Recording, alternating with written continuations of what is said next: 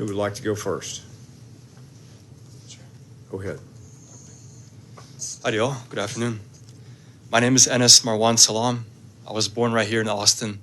I graduated last year from UT Austin, where I studied electrical engineering. I'm a proud Texas Ex's lifetime member and a donor to the university. And since the topic was mentioned previously, I was also a tutor manager at the Cockrell School of Engineering, where we had a few dozen tutors. I'm here to discuss the critical issue of free speech on our college campuses. Free speech fosters academic growth and personal development. During my time at UT, engaging freely in discussions was vital for my education and growth. Governor Abbott's Executive Order GA-44, aimed at combating anti-Semitism, raises concerns. While combating anti-Semitism is crucial, the broad definition risks conflating legitimate criticism of Israeli policies, a foreign government, with anti-Semitism, stifling political discourse. This overreach undermines the principles of free speech and academic freedom. The pro-Palestinian protests at UT Austin saw excessive force, flashbangs, mace, and mass arrests. This dangerous precedent threatens free speech and risks normalizing forceful tactics at other universities. The Texas Constitution, Article 1, Section 8, guarantees free speech, and I quote, "Every person shall be at liberty to speak, write, or publish his opinions on any subject," end quote. This principle must be upheld on our campuses. I urge you to reconsider the implications of Governor Abbott's executive order. Ensure policies aimed at combating discrimination do not suppress freedom of speech or target specific student groups. Thank you for your consideration. Protecting free speech on our campuses is crucial for a safe and inclusive environment. Thank you. Hello, I'm Ann Lewis, and I welcome the opportunity to speak for our labor union, Texas State Employees Union, TSEU CWA 6186.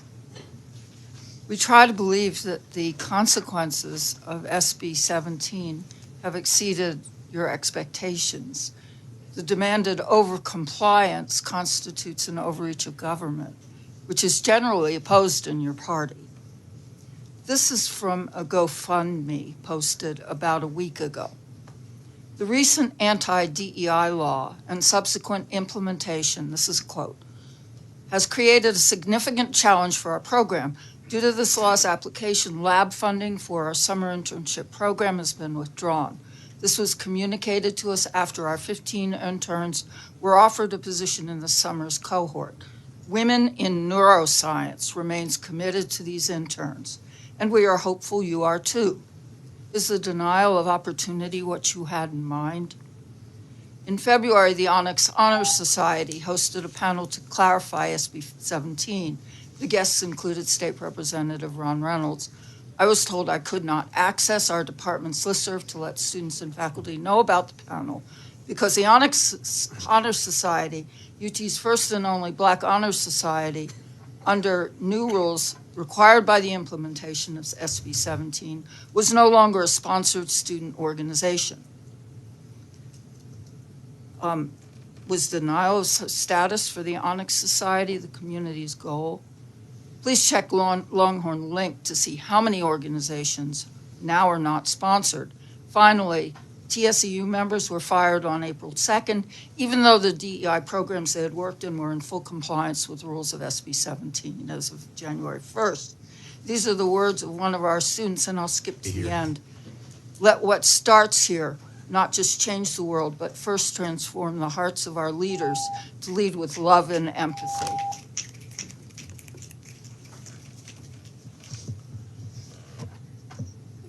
Thank you. Go ahead. Hello, members of the committee. My name is Ruth Masters. I'm from Houston, Texas at UT to study education. My friends know me as Ari, and thank you, Senator West. I am a voter. I was formerly one of the graduate assistants employed by the Gender and Sexuality Center at UT Austin.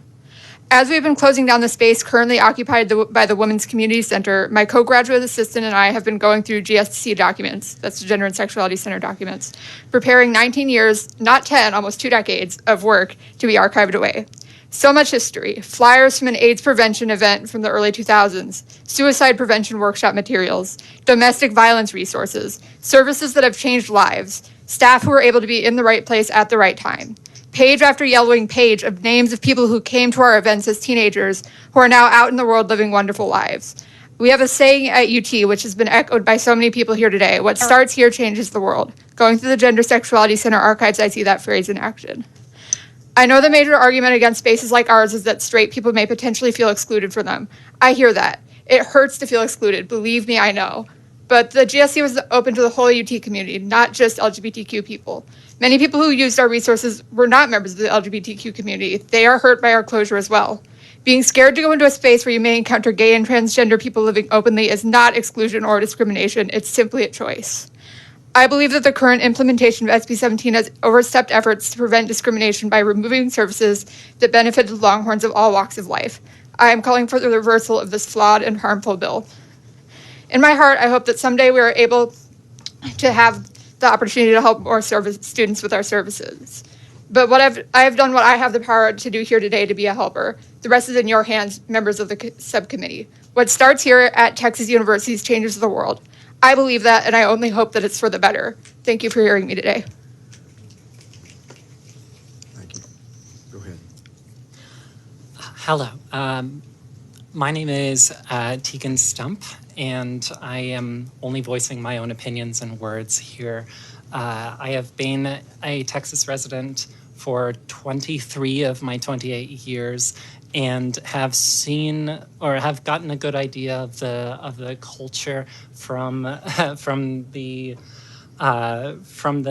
public schools and onward, and feel that I can speak to my own experiences.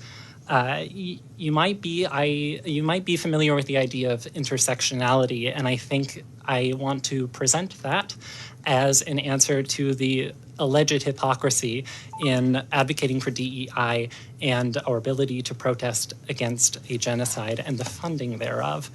The idea of intersectionality is what brings queer and trans people like myself with people of color and indigenous people and all of these wonderful people to advocate for our right to speech.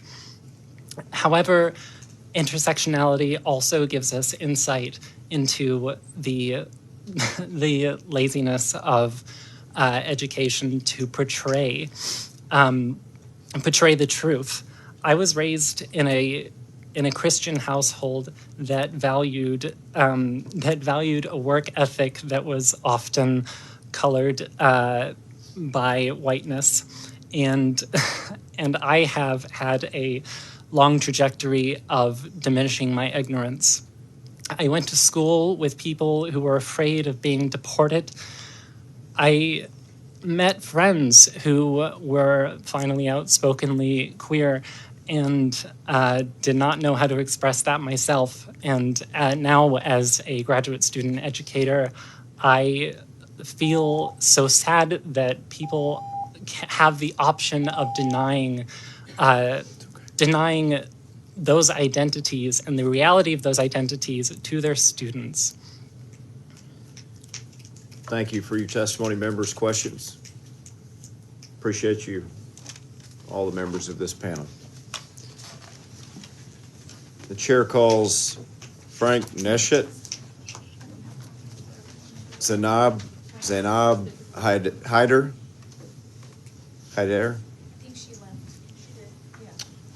Gordy Cormona.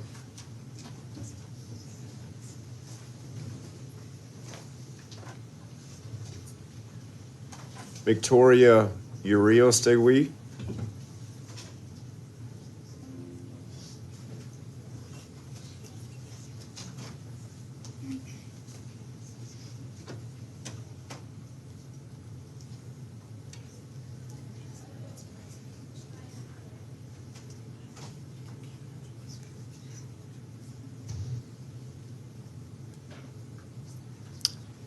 Ace Fan.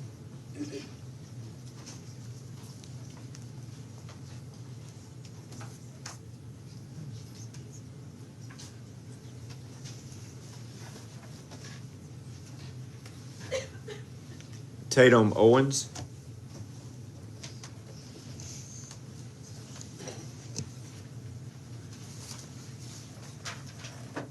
Jacqueline Campos.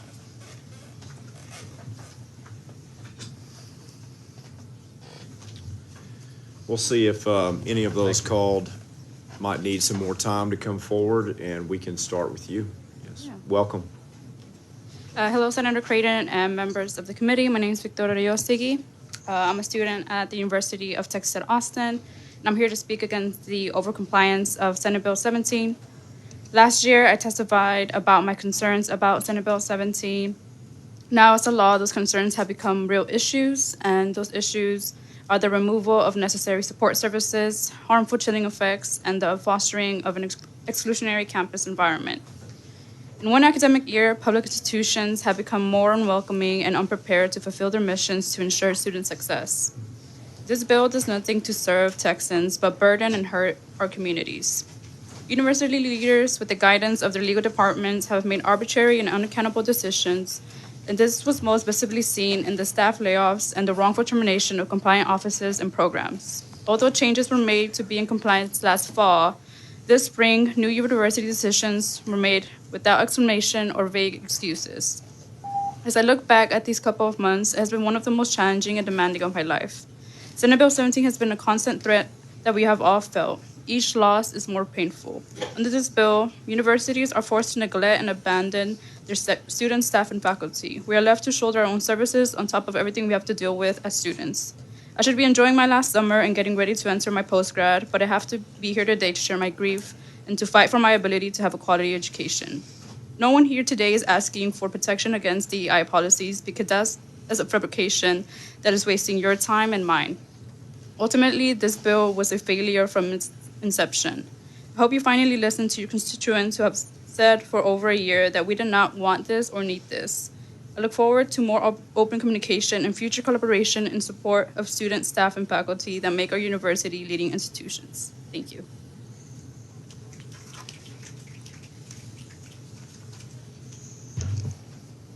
Go ahead. Good afternoon. I'm here to talk about the closure of the Women's Community Center, formerly the Gender Sexuality Center, abbreviated GSC. Before we begin, introductions are in order. So I'm a sophomore at the University of Texas at Austin, and my name is Grace Fan. Well, that is my legal name, and you see, I go by Ace, and the only reason I can confidently say that to everyone in this room is because of the GSC. You see, when I entered UT as a freshman, GSC was truly the first and only place I felt safe. For many queer youth, unfortunately, we do not have support from our families back at home. And so the 3 GSC staff who are now all fired were some of the only older adults in my life who were constantly there and showed their support for me. And so I know that not everyone agrees with my lifestyle choices, but even so, was all of this really necessary? Did me finding a home on campus somehow discriminate my peers?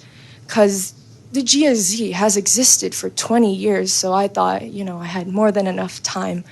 But now it is gone, and if I'm being honest, I don't know what I am going to do without it. And so all that I'm asking for you guys my name is is Lisa. to please restore my community and please restore the center. And there's one thing I can thank you, though, and that's for giving me the opportunity to meet some of the most wonderful and bravest people I have ever met in the past month and a half.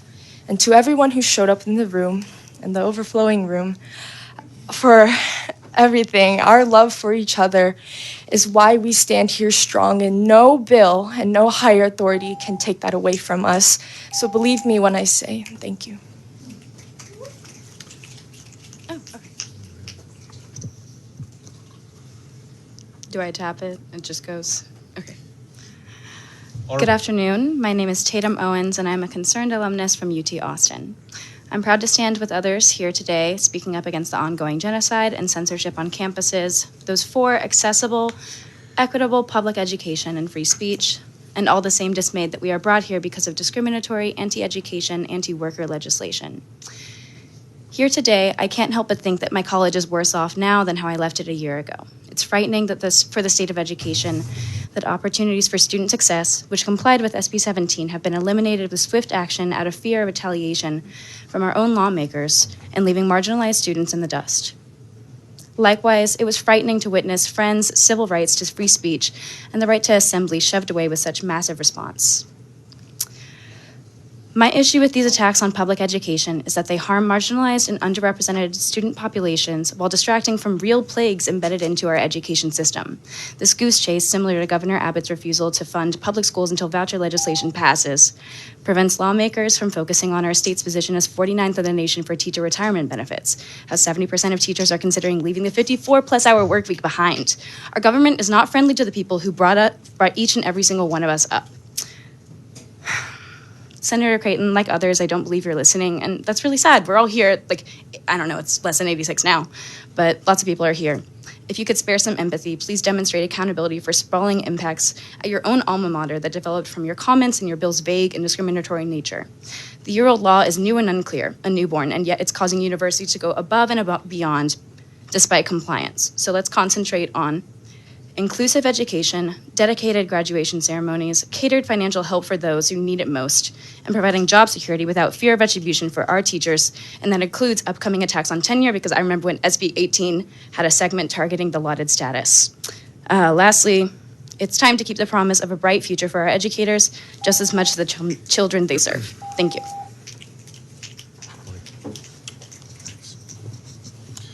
Good evening. My name is Gordy Carmona. I am the North Texas Community Engagement and Advocacy Strategist for Equality Texas. I'm here to speak on SB 17.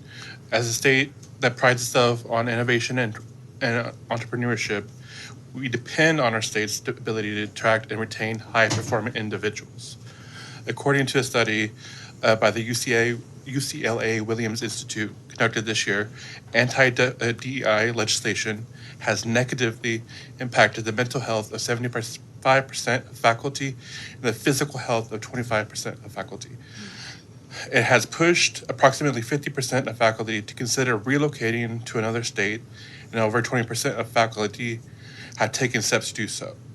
Additionally, 20% of faculty report that anti-LGBTQ legislation has increased their fear of harassment and maltreatment from their coworkers and supervisors.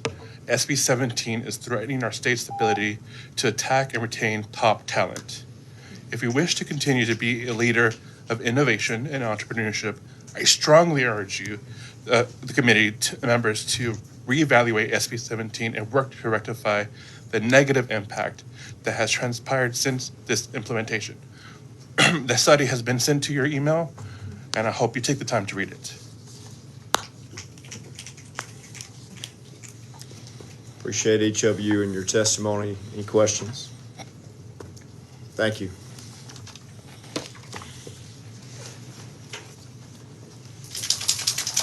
One more time, the chair will call Frank Neschet.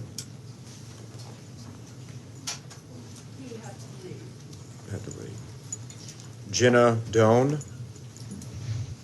Dr. Jenna Doan. Maria Unda. Dr. Maria Unda.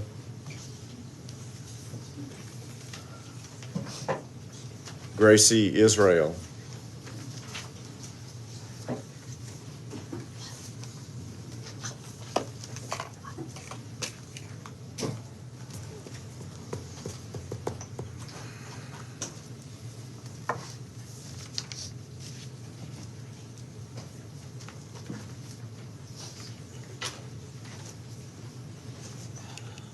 Hello.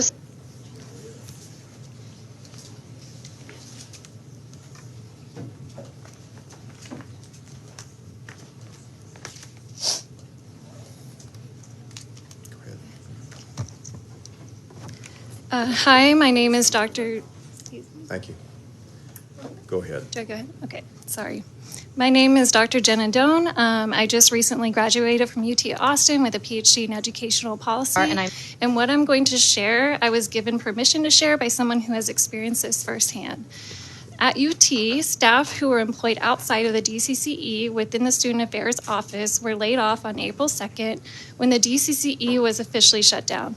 Prior to this date, the head of the department, who is a Black woman, retired from her position and was replaced by a recently retired white man as interim. Over the course of the last 4 months, several staff have left their positions in this office due to the climate becoming unbearable under the interim leadership. These staff departures include 2 Latino women, and current staff that remain are expected to be on call without adequate time to accommodate their family responsibilities.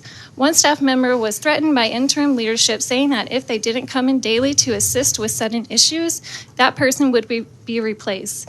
Interim leadership gave the name of a white man that would replace the duties of the staff person. During the initial 2 months of interim leadership, they ignored much of the staff in the office that were originally there and primarily spoke with white staff. They also didn't provide any clarity with what to expect under the interim leadership or with SB 17. Women of color who were staff specifically asked if their job was in danger, and they were either reassured, provided vague responses and information, and or not responded to at all. After remaining staff were cautiously reassured regarding their employment on April 2nd, some staff were suddenly laid off. This was after seeing many other women of color, and men of color either getting previously laid off during the initial months of interim leadership or leaving of their own accord due to the chilly and unbearable climate. A Black woman worked directly with students in a scholarship program where her role was essential to the success in operation. Therefore, firing her immediately negatively impacted those students, and the new leadership had no immediate plan to replace or fill this role. The external scholarship foundation that funds these full scholarship students was upset about her firing and the negative impact it had on the students who were predominantly low income and first generation. Thank you.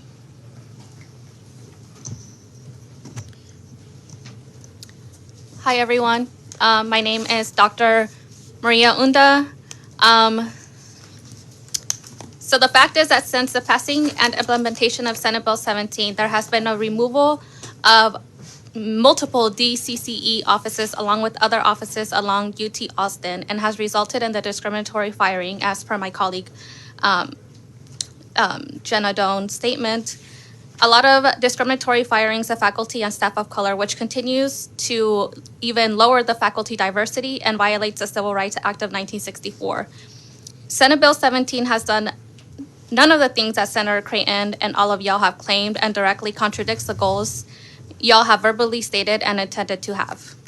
Senator Creighton, you have exposed your true intentions by passing Senate Bill 17 to claim that DEI programs continue to do discriminatory hiring practices, and then yet the result of passing Senate Bill 17 has been a very clear discriminatory firing of faculty and staff who have roles that do not violate Bill 17, worsen the campus climate for people of color, suppression of freedom of speech, and an attack on academic freedom. I said it once and I'll say it again, this is a racist policy, and to continue implementing it knowing that it has the negative impacts and that it discriminates against people of color is unconstitutional. Lastly, according to the data for the National Center for Education Statistics, as of 2020, UT Austin has tenure. These are the following tenure-track faculties: 95 Black faculties, 156 Hispanic faculties, and 1,284 white faculties. There's clearly a lack of diversity that does not match the student body population. Thank you. Okay, thank you. Go ahead. Hi, guys. My name is Gracie Israel. No affiliation. It's just my last name. I'm here on behalf of Texas Freedom Network. I drove in from Houston at 5 a.m. this morning to speak to you guys about SB 17. So opponents of DEI seem most concerned with the issues of race, gender, and sexuality. I want to highlight other DEI efforts that are much more expansive than people realize. So DEI challenges discrimination against veterans, working class and poor students, first-generation students, and religious minorities. Many students experience discrimination and face challenges based on more than one of these categories simultaneously. Without a DEI framework on campus, students such as disabled veterans, working class veterans, veterans of color, or even Jewish or Muslim veterans are likely to experience discrimination in ways that universities will no longer be able to address. Also, I wouldn't have graduated 5 days ago from the University of Houston without the DEI initiative. Thank y'all. Okay, members' questions? Thank you. Appreciate your testimony. Chair calls Jacqueline Campos, Angela Valenzuela, Madeline Morneau.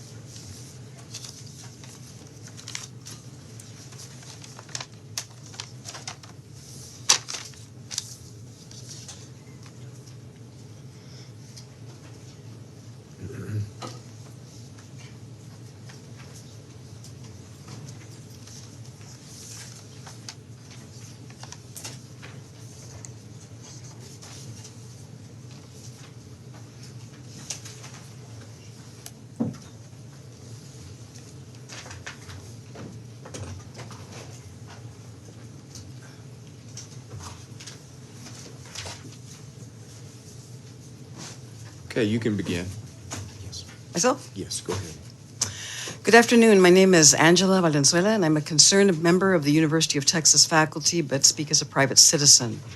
I'm here today because I'm deeply disturbed by the animus of policymakers against our Gen Z youth in the form of unceasing policy campaigns against them. By Gen Z, I mean students roughly between the ages of 12 and 27. These are our college students as well as children in middle and high school. This is the most diverse age generational cohort in the history of our country. Gen Alpha, my grandchildren, will be even more so. The hurtful campaigns get manifest passive aggressively in the form of withholding school funding and turning everything education into a market. This also gets manifest assertively and aggressively by attacking our youth in the form of both physical and psychological violence, as we've witnessed in recent days, as well as in the form of book bans, abortion bans, the banning of programs and people, and disturbingly, the banning of individuals who are characterized as a threat. This is so disrespectful. The 60 or so people who were terminated at UT are part of our Central Texas community. We cross each other at the grocery store. We attend community events, public gatherings. Such mischaracterizations of these staff and our faculty is best understood as an attack on our Gen Z youth, because hurting them is hurting our Gen Z youth. They are here to support our Gen Z youth. What we are witnessing right now, Texans in the state of Texas, is a workshopped and strategically planned political strategy intended to make Gen Z small, docile, and unthreatening. This is an offensive policy agenda. We must repeal Senate Bill 17. Thank you for listening. Go ahead.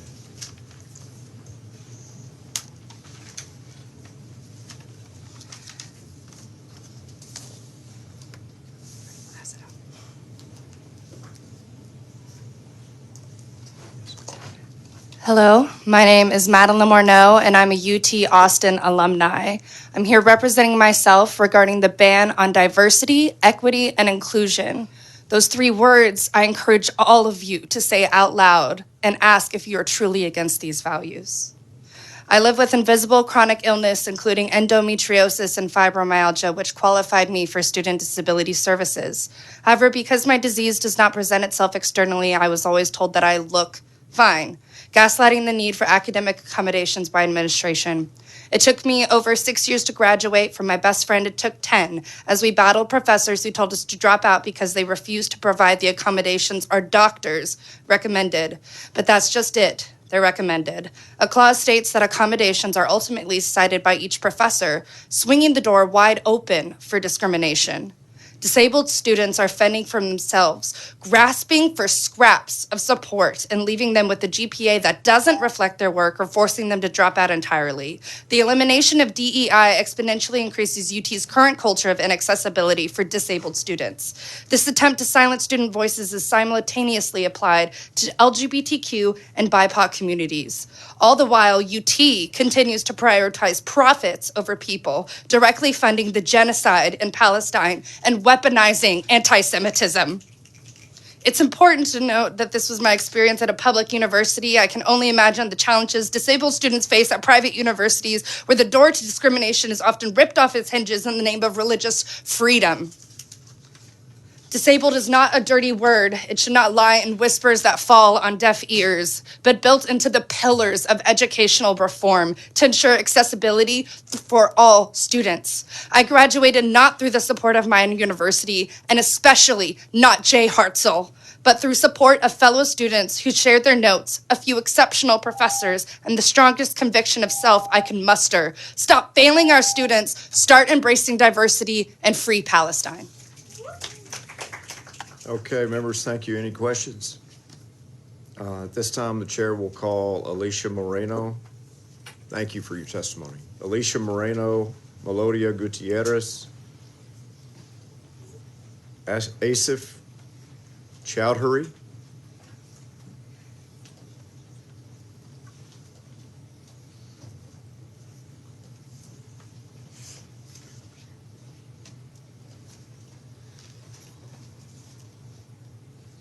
Cameron Samuels,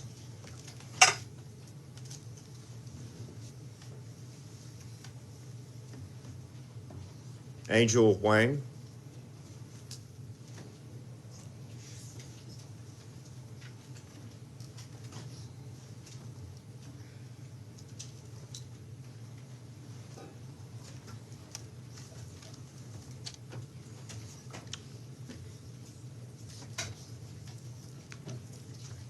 Maggie DeSanza.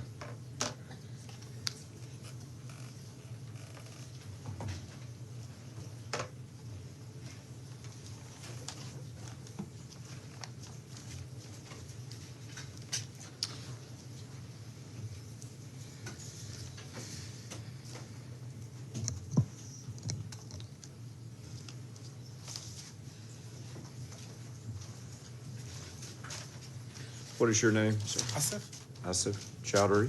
Yes. Okay, we can begin with you. Yes. Please state your name and who you represent and your position. Thank you. Good afternoon. My name is Dr. Alicia Moreno. I am a concerned UT Austin staff member and was one of the 60 staff members that was terminated at UT. I received my MED and PhD from UT in Education Leadership and Policy, and I'm speaking on behalf of myself today. I am here to speak on the implementation of SB 17. This bill has caused our students to feel unwanted and unsupported, and it has taken away our centers, programs, and necessary critical services. I'm here to, more importantly, talk about the over-implementation of SB 17 that has gone above and beyond that of which you had originally asked in the bill. Let me be very clear. UT closed programs and centers that had nothing to do with SB 17, that were fully compliant with the bill that you wrote on January 1st. There was no rationale provided as to why certain programs were saved and others were discontinued, and Monarch is an example of that. Monarch is a program that is dedicated to supporting our immigrant students and had nothing to do with SB 17. However, it was claimed by UT Legal that we did race-based programming, in which is completely false. UT Legal told me they made their decision by only looking at our Instagram page. They did not consult with me, they did not look up data, they did not ask me for data, and they did not speak with me. If this was their process to terminate the Monarch program, what was their process to select what other programs were terminated? Student orgs have lost funding, even though that is one of the exemptions. They've lost sponsorship. They've been denied spaces on campus, especially those who are identity-based orgs, and they've been forced to fundraise for their own events and initiatives, including Latinx graduation, and have been forced to hold it off campus. Loss of scholarships, loss of emergency funding, loss of safe spaces, the denial of us being able to promote scholarships, especially scholarships like the Hispanic Scholarship Fund. I ask that you all provide further clarification on what it really is that you need to be compliant with SB 17 and to hold institutions accountable from this overreach of this bill.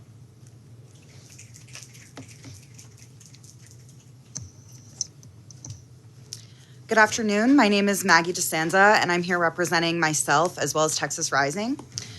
I'm a student at the University of Texas at Austin, and I'm here today to express my grave concern regarding Texas Public University's overt overcompliance with Senate Bill 17 and SB 17 itself.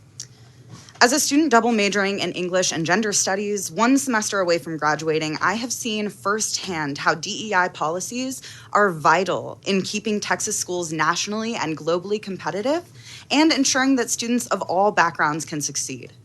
It is because of state-funded DEI programs like the Gender and Sexuality Center, now recently dissolved Women's Community Center, at UT that I'm equipped with the strong critical thinking skills and compassion that I need to enter life outside of higher education. Even when my peers, colleagues, and friends at the Women's Community Center, the Multicultural Engagement Center, and other DEI offices at UT worked tirelessly to comply with SB 17 last fall, they were met with hostility from our university's administration.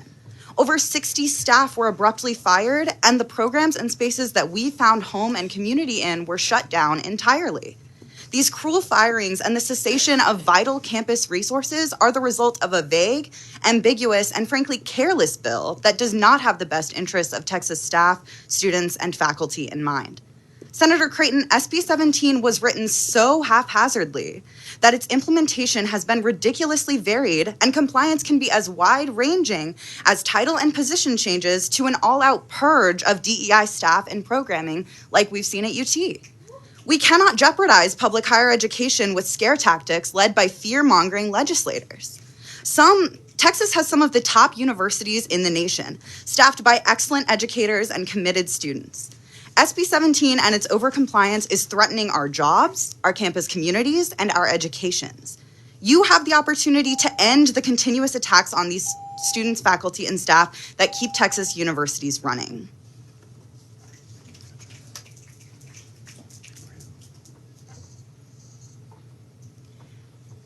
Good evening, Senate Subcommittee on Higher Education. My name is Angel Huang, and I'm testifying for myself as a concerned first-gen Asian American student from the University of Austin, Texas.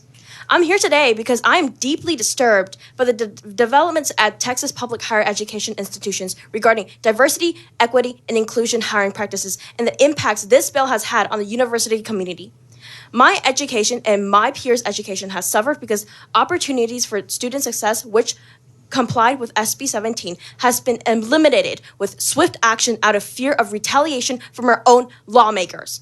In 2020, COVID-19 led to the rise of anti-Asian hate crimes, targeting and blaming the Asian American community, where the community has seen violence, racist attacks, and microaggressions hurting the community.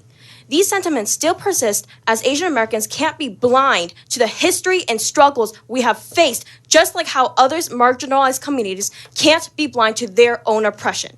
SB 17 forces universities to operate in race-blind and sex-blind ideology. Operating as race-blind means it is blind to the history, struggles, and voices. When schools are blind to the past history of our struggles, it is oppressing the marginalized students who can't be blind to our oppression.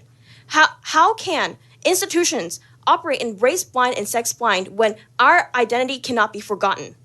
We are asking for a complete reversal of SB 17, which is a reasonable request considering the sprawl impacts that developed from the vague nature. The new law is unclear and it's causing universities to go above and beyond despite not breaking any laws.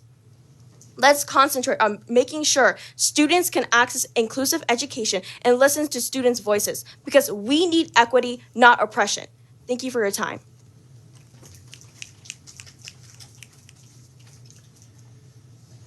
Go ahead. Good afternoon. With all due respect, my name is Asif Chaudhary. I'm a current student at Graduate College of Social Work at University of Houston.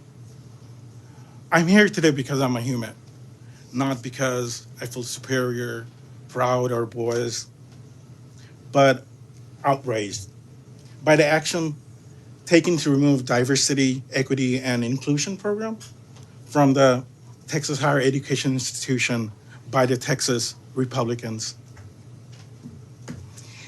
As I'm quoting from USA Today, as one could say, that is to be expected of the legislature that is 70% male and half white. They don't need DEI They already have achieved success.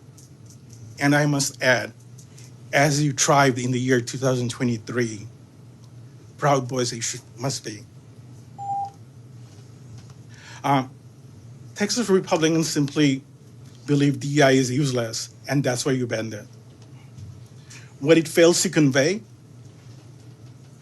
is that you people are creating policies that marginalize against people of color, minorities, and which negatively impacting people in poor neighborhood. That is not due to inaction, but because the policies themselves are inherently racist and creates barriers. My own classmates are scared and terrified. My professor, faculty members are unsure even how to approach SB 17 because of the ambiguity that exists. And the quality of education has been suffering as a result. We're asking for complete reversal of SB 17 because it's reasonable and it is just. And just. Thank you.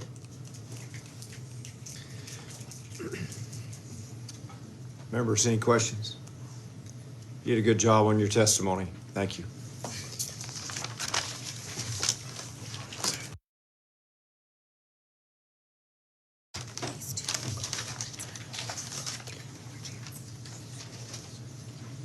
We'll call Cameron Samuels one more time.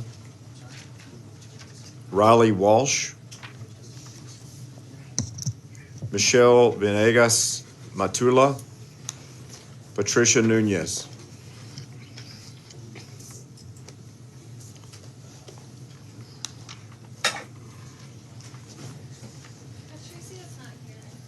Thank you.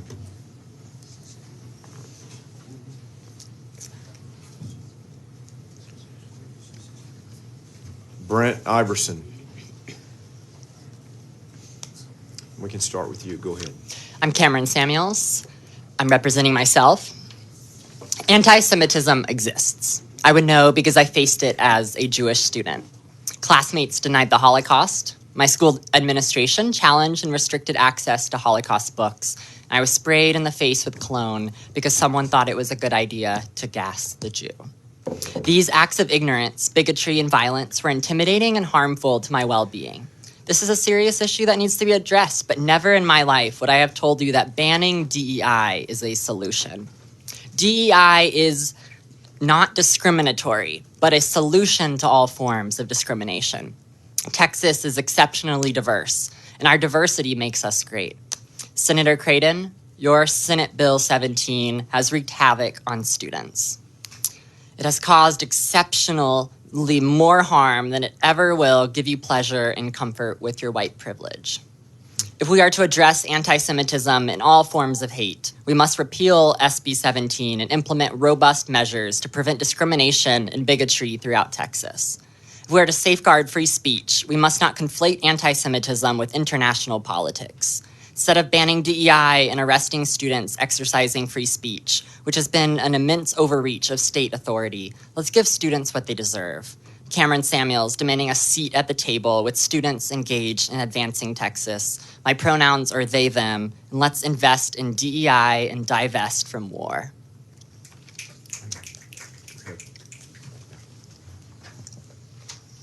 Good afternoon. My name is Riley Walsh. My pronouns are she, her, and I am representing myself today.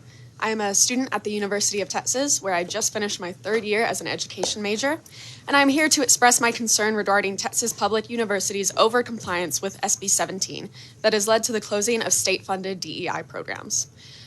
I grew up in a household that, much like our universities now, did not value diversity, equity, or inclusion. And as a queer disabled girl, it was a very suffocating environment. It didn't give me any access to others with similar experiences of targeted homophobia, ableism, or sexism. And this isolation actually kept me from succeeding academically, as my grades and attendance rate plummeted my senior year of high school, and I ended up barely qualifying for graduation. So coming to UT was a relief, because it was my first opportunity to freely and openly interact with other members of these communities. Programs like the Gender and Sexuality Center and the Disability Cultural Center allowed me to develop community and also the skills I'm going to need to navigate the world once I graduate.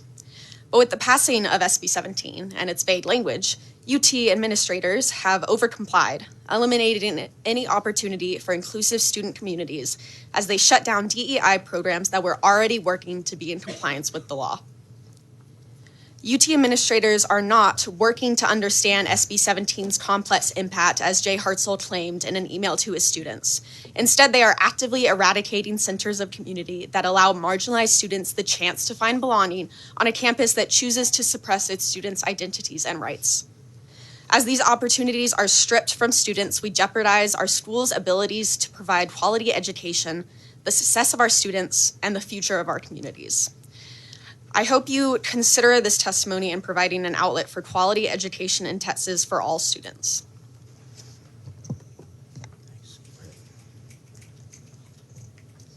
Hello, my name is Brent Iverson, and I appreciate your stamina. I'm testifying on behalf of myself as a private citizen of Texas, and I'm testifying on Senate Bill 17. I'm a scientist and tenured faculty member at UT Austin. Over my career, I've been awarded millions of dollars of funding from federal agencies, including the National Science Foundation and the National Institutes of Health. As you've already heard, an unintended consequence of the SB 17 bill has been to put at risk a significant amount of scientific funding at Texas colleges, universities, and medical schools because DEI-type programming is built into federal research funding mechanisms. Please allow me to explain. When a university scientist, such as myself, receives a research grant to investigate an important new scientific idea to benefit society, the majority of the money actually goes to pay for the salaries and tuitions of graduate students and often undergraduates.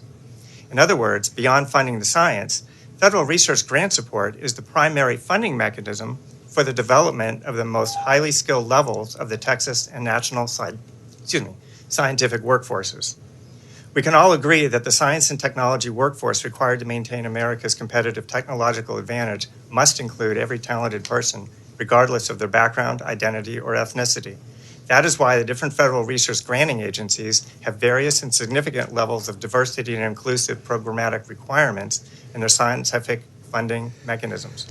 To be specific, research grants sent to the National Science Foundation, totaling hundreds of millions of dollars per year for Texas, requires the evaluation of what the National Science Foundation calls broader impacts beyond just the scientific merit of the work. Two of NSF's broader impact criteria are, and I'll quote, increasing and including the participation of women, persons with disabilities, and underrepresented minorities in STEM, and also developing a more diverse, globally competitive STEM workforce. That wording comes directly from the NSF website.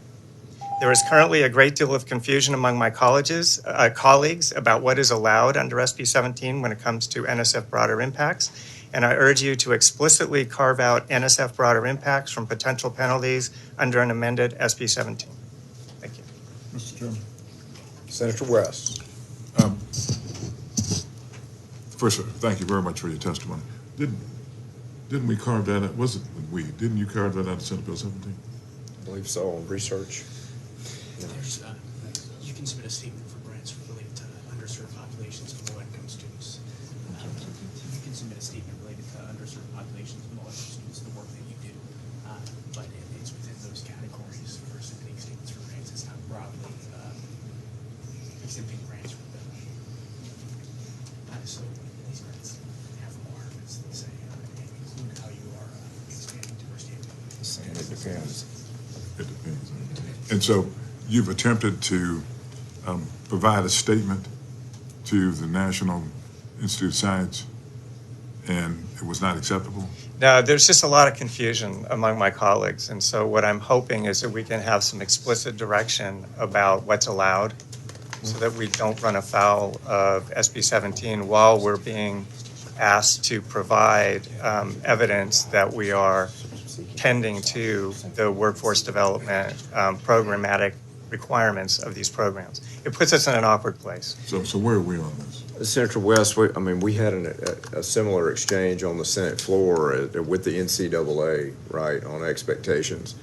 There is a lot of information that's put forward saying that there's a disqualification if you don't have a DEI program if the university shows efforts to seek diverse outcomes, that's not necessarily DEI.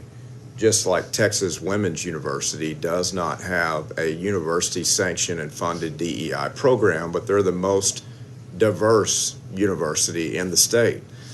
They have not been disqualified by similar efforts. So it falls on the university as it did prior to DEI, which DEI, as you mentioned, has only been prevalent really since 2020 and after. It falls on the university to continue to show and prove and assert seeking diversity, but without the equity necessarily and without the DEI unit itself. So Okay. the answer is it depends. I'll be happy to repeat it if you'd like me No, to. I don't want you to repeat it. Okay. And so you see, it's a ball of confusion right now? That's my concern. I understand what you're saying. It's a ball of confusion. And so is the university providing any guidance at all? We're all working through it together, but I think that it's important to remember that we're being evaluated not only on scientific merits, but what our broader impacts are. That evaluation determines whether we get funded at all. I understand. That's the concern. I fought against the bill. My friend passed it. He had the votes on the Republican side then, not on the Democrat side. He had on the Republican side. So this was one of those bills that there was we normally have bipartisan efforts. This was not a bipartisan effort. It was a partisan effort. Okay, it is what it is. Sorry. I'm hoping it can be amended. Sorry. Yeah, appreciate your testimony, and committee takes note of your request for the amendment. Yeah.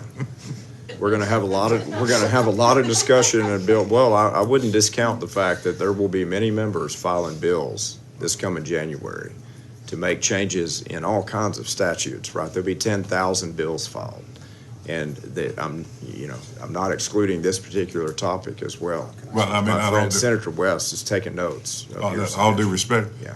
He's the chair of the committee. He's the author of the bill. If he doesn't amend it, it's not going to get amended. And with all due respect, bills get referred around committees by subject matter jurisdiction all the time, and someone with more tenure than myself understands that. Next witness, thank you for your testimony and appreciate your suggestions. Good evening. My name is Michelle Venegas Matula, and I represent myself as well as the Texas Unitarian Universalist Justice Ministry, serving over 40 congregations throughout the state of Texas. We're committed to placing love in the center of our faith, and we're dedicated to dismantling systems of oppression in our society, as well as lifting up dignity and worth of everyone. It is our moral imperative to speak out against SB 17 and the harm it causes our students, especially underserved students of color, queer, and other marginalized identities in higher ed and in our Texas communities, as well as the staff that support them. As a Puerto Rican that moved to Texas at the age of 8, it was the first time that I experienced environments where exclusion was palpable, marked by overt discrimination, including the active presence of a KKK club in the suburb of Houston. It really wasn't that long ago, and we're still dealing with that. It's grappling with our history and present and the far-reaching impacts, which underscores the critical need for inclusive and supportive environments in our educational systems. Diversity, equity, and inclusion is a remedy to past and present hate and discrimination. SB 17 has instigated fear and overcompliance in our higher ed institutions as vital resources are pulled and exceptional staff, especially staff of color and other marginalized identities, are fired or leave. It is dismantling the very support systems that promote inclusion and success for our students. I am a mom of 2 sons, Texas born and raised, and I'm so worried for my youngest having access to the support that he needs and witnessing the regression of such support and access for families like mine. My eldest son had access to diversity, equity, and inclusion programs at the Texas State and felt a sense of belonging. It helped him to graduate. However, my younger son in high school right now faces a future where these critical supports that affirm his dignity and belonging are eroding. And you are shutting the door on him and others like him with SB 17. Thank you. Thanks. Members, any questions? Thanks for your time, and please submit to the committee any information you'd like us to review. Yeah. Okay, the committee, the chair now calls Emily Ball, Sam Law,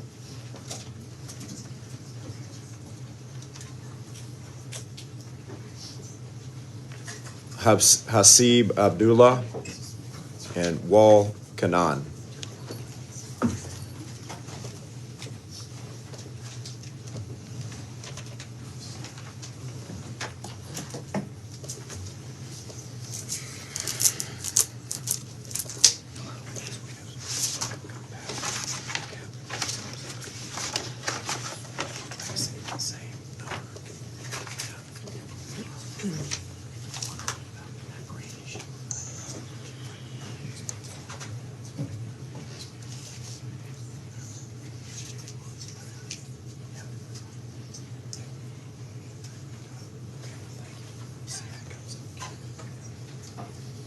Okay, we'll start with you.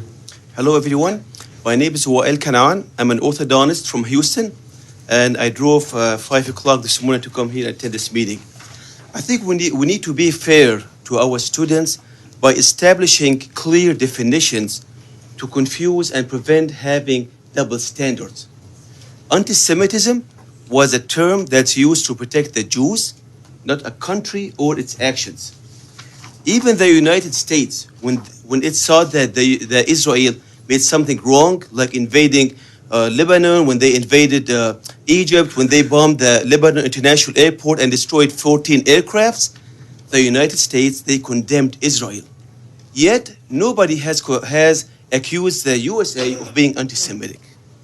So, even the United States, the Department of State, and its website, they state that criticism of Israel similar to that leveled against any other country cannot be regarded as anti-Semitic. What is worse, when the term anti-Semitism is used as a tool to spread fear among our students, our professors, and the public to silence them. Ladies and gentlemen, this is the country, this is USA, the country of freedom, not feardom. It hurts me when I see on the media this, when they compare USA 2024 to China 1989. This hurts when I see this on the Iranian media, on Chinese media. This is bad.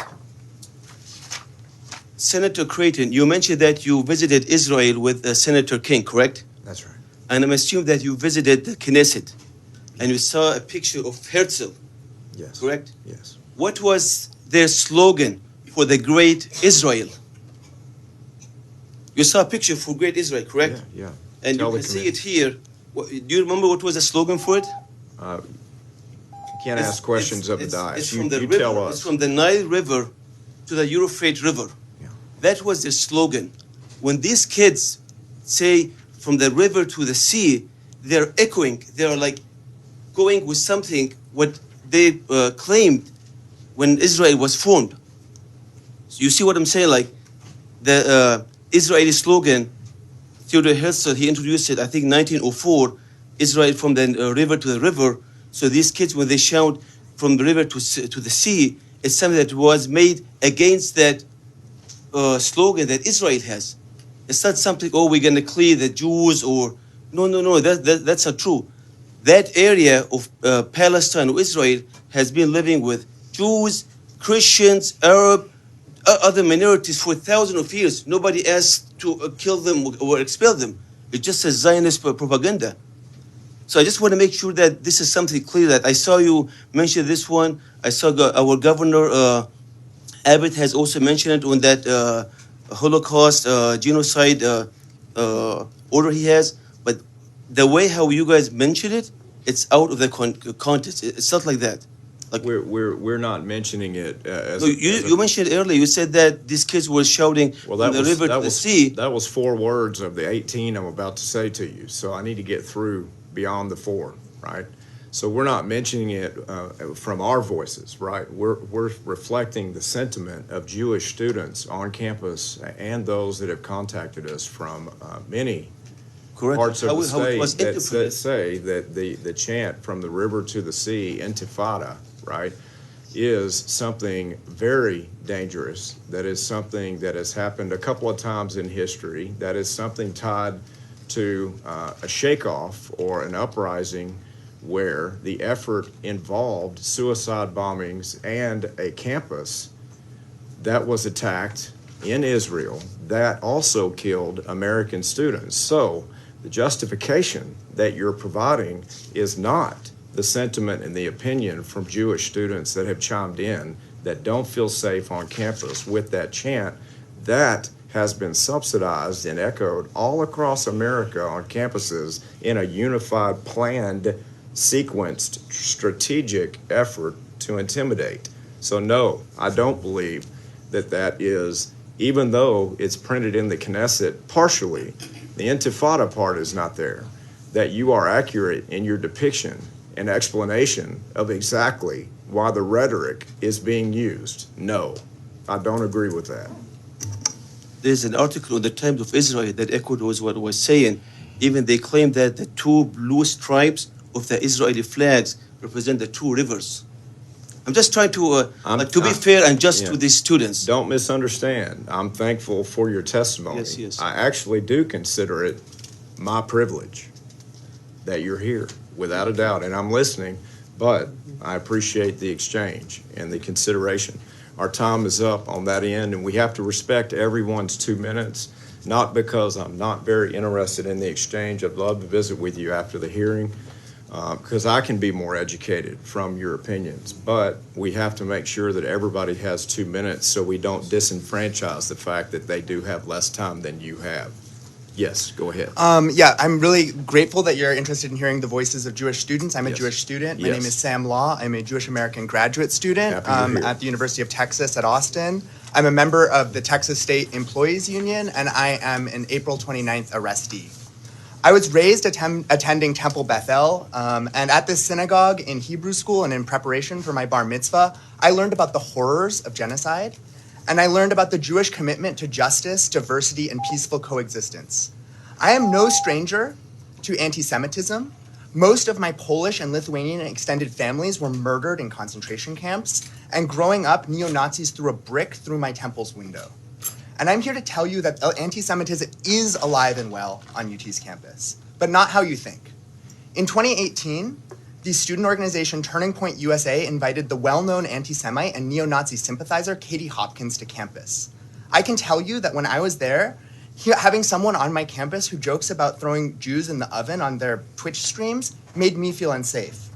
To hear about the firing of the DEI staff who protect the values that keep me safe as a Jew in this country, diversity, inclusion, religious tolerance, makes me unsafe as a Jew. The firing of a Jewish professor, Rich Heyman, a professor at UT for over 18 years, is also an anti-Semitic act. In Judaism, one of the core values is to save a life trumps any other religious obligation. It is written in the Talmud that whoever saves a single life is considered by Scripture to have saved the entire world. As I bore witness to the violent genocide being carried out by the State of Israel on the Palestinian people, I knew that it was my duty as a Jew to stand against this genocide. And this is not complicated. When a military force kills tens of thousands of innocent civilians, forcibly displaces millions, sets up concentration camps where prisoners are beaten and have their limbs amputated, where every single university is bombed, where women are sexually abused by soldiers, where hospitals are destroyed and medical workers are targeted, that is a genocide. As a regular person at these protests, I saw not a single anti-Semitic statement. In fact, I attended a Shabbat service with Palestinians, Arabs, Christians, Jews. It was a beautiful interfaith service, and we said the Mourner's Kaddish, an ancient Jewish prayer in Aramaic for those murdered in this ongoing genocide. And as it says in that prayer, may the one who creates harmony on high bring peace to us. I've got a lot in these comments, so I would like you to read them. I do want to just say one last thing. Mr. Law. I would like to know, we're going to have to cut your testimony because we've got to stay at the 2-minute mark, but please read. We will. Tell me again, the firing of the professor and the anti-Semitic nature behind that termination. What was the nexus? Yes, so Professor Richard Heyman is a beloved professor of urban studies at UT Austin, and exercising Jewish values, the Jewish values that I explain at length in my written testimony, he was there on April 29th protecting students when he was violently assaulted by DPS officer Goodson. The video of this is widely available. You can see this DPS officer push him, and he falls backwards and grabs a bike to stabilize himself. I encourage everyone to watch it. It's just online. You can see it. And for being attacked by armed outside agitators, the DPS, brought in by Jay Hartzell, he was fired. I think a Jewish faculty member being fired at a public university for putting Jewish values into practice should send chills down every single one of your spines. Yeah, there's several YouTube videos related to that professor's. I'm with you. I think everyone should watch and make up their own mind. There's several videos that catch exactly what was going on there, and I would welcome everyone to watch that. Yeah. Senator King. Well, I just had a question. When you held up sir, and I'm sorry, I forgot your last name. I apologize, Doctor. What was it again? Dr. Kanan. Okay, thank you, Doc. When you held up that photo, you weren't really trying to compare the UT campus arrest with Tiananmen Square where they rolled tanks over students, were you? I'm showing you what the media has used against us. Okay, in the media where? You can see the Chinese media. I got it from a Chinese friend. Okay, Chinese media. They called me, hey, what's going on? This is America. This is the land of freedom. You guys are following us. But you personally, when you're holding that up, you're not saying what happened at the UT campus was anything like what happened in Tiananmen Square. In my speech, as I gave it to you, that it hurts my feeling when the media outside compared us to that country. Yeah. Thank you. Just personally, I'm not too worried about the Chinese media. But thank you. Thank you. Members, any questions? Go ahead. Yes. Good evening, Senators. My name is M. Ball, and I'm here representing myself. I'm a soon-to-be fourth-year UT Austin student, and I come to you all with 4 questions. First, we are working for equality. If the loss of DEI initiatives creates an equal playing field, like I've heard earlier, what do we do if we find that certain racial, gender, religious, or socioeconomic groups suffer from the loss of DEI groups? This doesn't sound like an equal playing field to me. Is there a plan in place to monitor the loss of DEI initiatives that will impact students? Senator Creighton, I have a question for you. I'm confused on your argument. We want to ensure that students are admitted and graduated based on merit. Do we have evidence that DEI initiatives are enabling the admittance and graduation of students based on other factors, or do we have the evidence to support that these students are being admitted and graduated based on their merit? Third, in terms of maintaining equal, not equitable support of everyone on campus, why is it appropriate to call out anti-Semitism and anti-Semitism only? I say this as a Jew who is concerned for the equality of all students. And fourth, part of the reason for getting rid of DEI initiatives is that they don't work to recruit minority students. Do we have evidence to support that these initiatives are useless to the outcomes of current and graduated students? Thank you. Appreciate your testimony. Members, any questions? Thank you for your time. The chair calls Mary Elizabeth Castle,